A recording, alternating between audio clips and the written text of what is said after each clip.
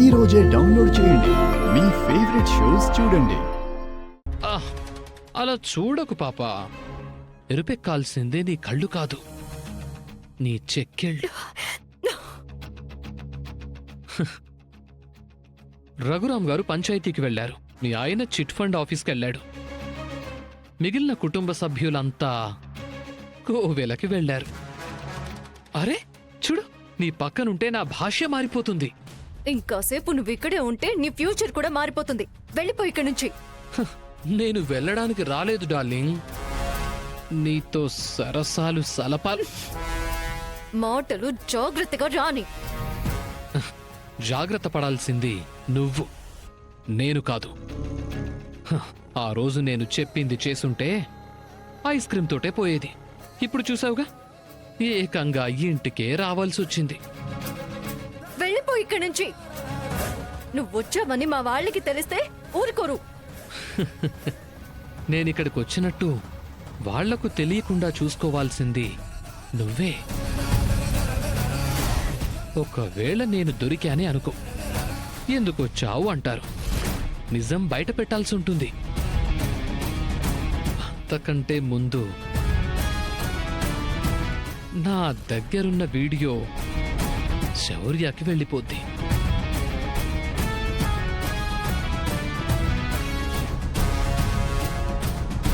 ఇక్కడ నిప్పు వేస్తే అక్కడ భగ్గుమంటుంది. నీకు దండం పెడతాను, నా జీవితంతో ఆడుకోకు. ఆడుకోపోతే నాకు బోర్ కొడుతుంది. సరే, ఇంతకీ బెడ్రూమ్ ఎక్కడుంది? నువ్వు ఆలస్యం చేసే కొద్దీ మీ వాళ్ళు వచ్చేస్తారు. అప్పుడు నేను దొరికిపోతాను. నిజం బయట పడిపోతుంది. చెప్పు, బెడ్రూమ్ ఎక్కడా? నిన్ను రారు.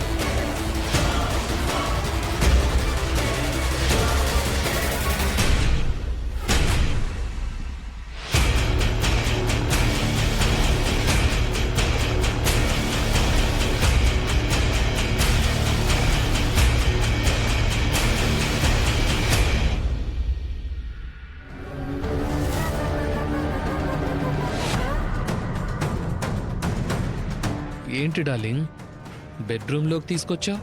ప్లీజ్, ఇప్పుడు నువ్వు మాట్లాడుకో.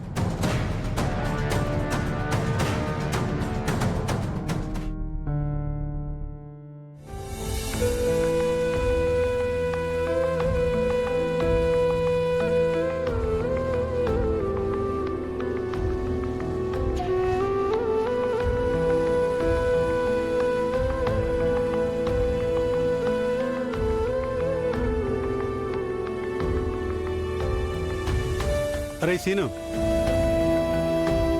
ఆఫీసులో కూర్చోకుండా ఇక్కడి నుంచి నేను ఏం ఆలోచిస్తున్నావు నాన్నా? ఓ, మీ అమ్మ మాటలు పట్టించుకుంటున్నావా? అలా పట్టించుకోవద్దురా. నేను అలా పట్టించుకోను కాబట్టే ఇదిగో ఇంత బలంగా, ఇంత హ్యాపీగా ఉన్నాను. నువ్వు సన్నగా నాజుగ్గా ఉన్నావని నేను సంతోషించిన పక్కన పెట్టు. ఇలాగే ఉంటే నువ్వు ఇంకా చిక్కిపోతావురా. చూడు సీను, మనోవేదనకు మించిన వ్యాధి మరొకటి లేదురా. మీ అమ్మకి ఎలాగో బుద్ధి లేదు. లేనిపోనివన్నీ చెప్పి నిన్ను చంపుతుందిరా. అమ్మనేమనుకున్నానా? ఓహో, ఏంట్రోయ్ ఇన్నాళ్ళు మీ ఆవిడని వెనకేసుకొచ్చావు, ఇప్పుడు మా ఆవిడని వెనకేసుకొస్తున్నావా? చూడు, కూరలున్న పావునైనా నమ్మచ్చేమో గాని మీ అమ్మను మాత్రం అస్సలు నమ్మకూడదురా. నేను ఆద్యని ప్రాణంగా ప్రేమించాను. మ్. తన నా దగ్గర ఏదీ దాచదు. కానీ ఐస్ క్రీమ్ పార్లర్లో నాకు తెలియకుండా ప్రభాస్ గండి కలిసింది. అది చూసి ఫీల్ అవుతున్నావా? ఇది మరీ బాగుందిరా. ప్రపంచంలో ఇంకెవడో ఐస్ క్రీమ్ షాప్కి వెళ్ళడా? ఆజీ ఐస్ క్రీమ్ తినడానికి వెళ్ళి ఉంటుంది. అదే టైంలో వాడు వచ్చి ఉంటాడు. దాన్ని దాన్ని అదేదో అంటారు కదా ఇంగ్లీష్లో, కో ఇన్సిడెన్స్. దాని గురించి నువ్వు ఎంత ఆలోచించాలా నాన్న? లేదు నాన్న, నా ముందే వాడు ఆద్యకి ఫోన్ చేసి పిలిచాడు. తను కూడా వచ్చింది. అవునా? వాళ్ళిద్దరినీ అక్కడ నేను చూడలేకపోయాను. రే, వాడిదెంత చిల్లర బుద్ధో నీకు తెలుసు కదా. మంచిగా ఉన్న వాళ్ళని చూస్తే వాడి కన్ను కుడుతుందిరా. వాడిది మీ అమ్మ జాతి అనుకుంటా. వాడు నీ దగ్గరికి వచ్చి నీకు తెలిసేలా ఆర్జికి ఫోన్ చేశాడు అంటే ఖచ్చితంగా వాడేదో కుట్ర పన్నాడు అని అర్థం.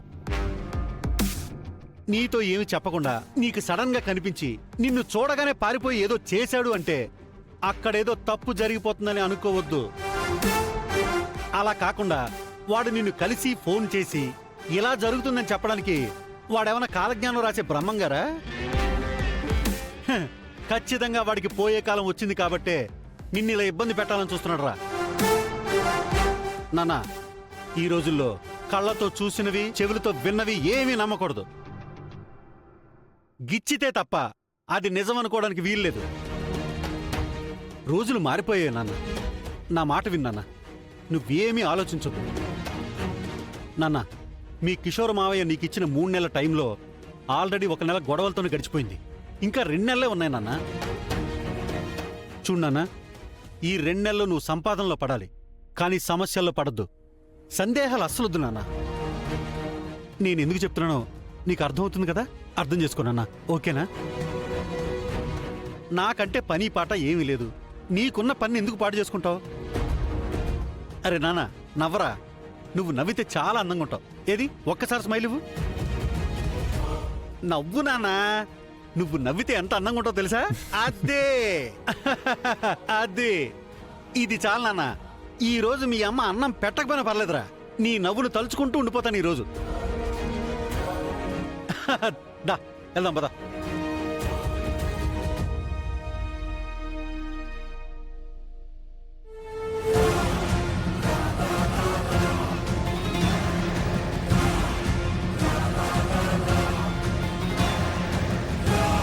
అమ్మా ఆద్య, ఆద్య, ష్, ఇక్కడే ఉండు. కాస్త మంచినీళ్ళు తీసుకురామ్మా.